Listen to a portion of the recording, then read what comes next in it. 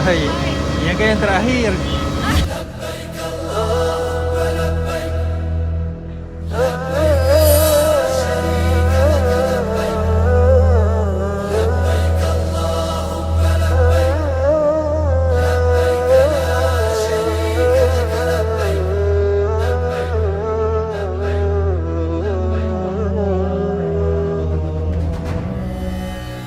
راحلين إلى منى بقيادي هيجتم يوم الرحيل فؤادي سرتم وسار دليلكم يا وحشتي الشوق أقلقني وصوت الحادي حرمتم جفني المنام ببعدكم يا ساكنين المنحنى والوادي إذا وصلتم سالمين فبلغوا مني السلام إلى النبي الهادي ويلوح لي ما بين زمزم والصفا عند المقام سمعت صوت منادي يقول لي يا نائما جد السرى عرفات تجلو كل قلب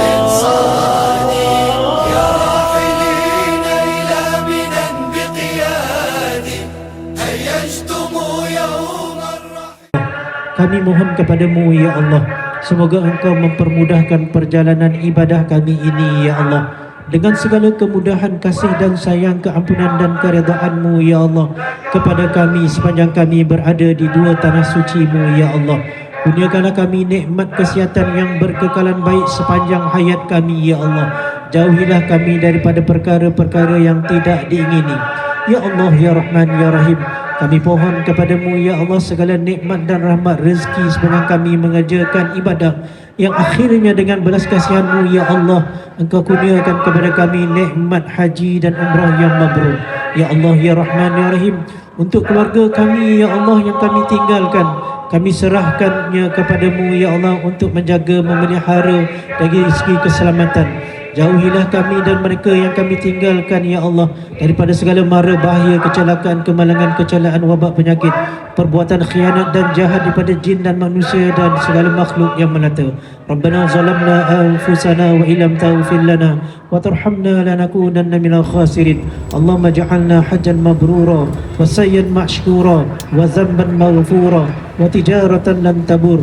Rabbana atina fid dunya hasanah وفي الآخرة حسنة وقنا عذاب النار وصلى الله على سيدنا ومولانا محمد وعلى آله وصحبه وبارك وسلم والحمد لله رب العالمين. تقبل الله منكم. لبيك اللهم لبيك لبيك لا شريك لك لبيك إن الحمد والنعمة لك والملك لا شريك لك. Ku menyahut panggilanmu, tiada sekutu bagimu. Puji nikmat dan kuasa milikmu tiada setara. Hadirku menuju kota yang mulia, ku serahkan harta benda jiwa raga demi mengharapkan keredaan. Air mata tak mampu tertahan lagi bila ku menatap Baitullah yang suci. Ya